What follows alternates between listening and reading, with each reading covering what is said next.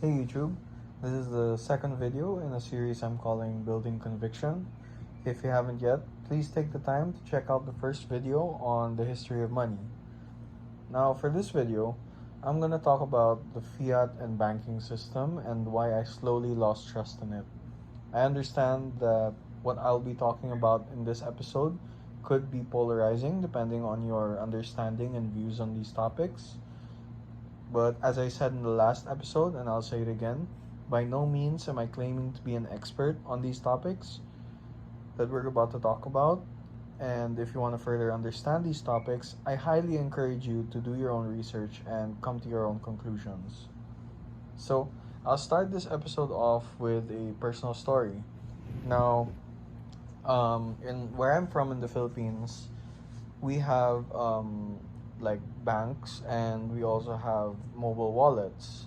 A local mobile wallet for us here is called Gcash, and um, what I do from time to time is I would like to put some money on my Gcash, so I transfer it from my bank to Gcash fully online. And one multiple times, this hasn't happened to me only once. This has happened to me about 3 or 4 times, where I would transfer out a small amount of money from my bank to my Gcash, and it would say that the transaction failed.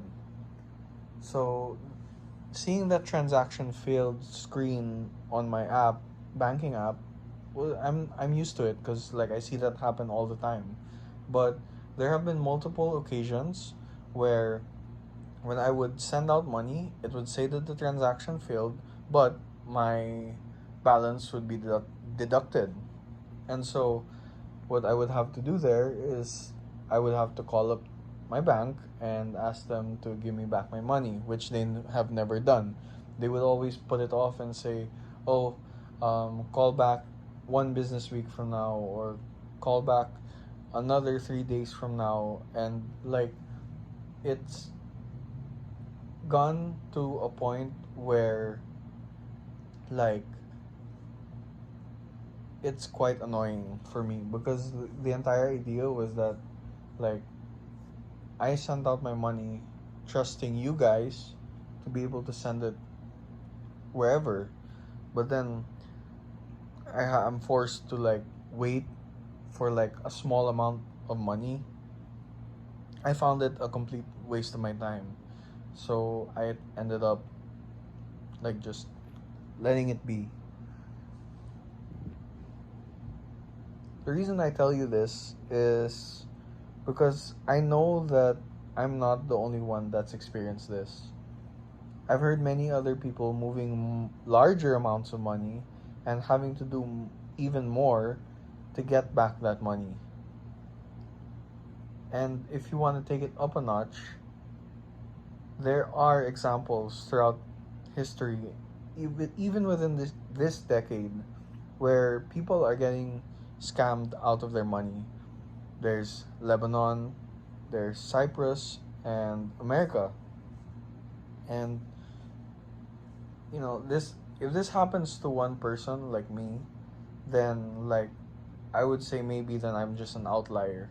But hearing all of these different stories and all of these things circulating around, I find that time and time again, we've been failed by the very system that promises us that they would keep our money safe. Like, you hand your money over to the bank under the notion that they would keep it safe for you, and that you could get and use your money however you wish. But if you look nowadays, you have withdrawal limits. I'm not sure if you've heard of that, but like over the EU, as well as in my own country, you're only allowed to withdraw a certain amount of money from your bank account. Any amount higher than that, then you would have to produce an official clearance or paperwork that proves that you're legitimately using this money for something, whether whatever.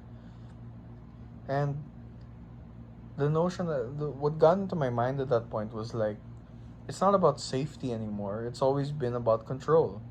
I mean, an example is, look at what happened in Canada. You got banks freezing the accounts of people over what? Something they said or a protest that they've been holding there.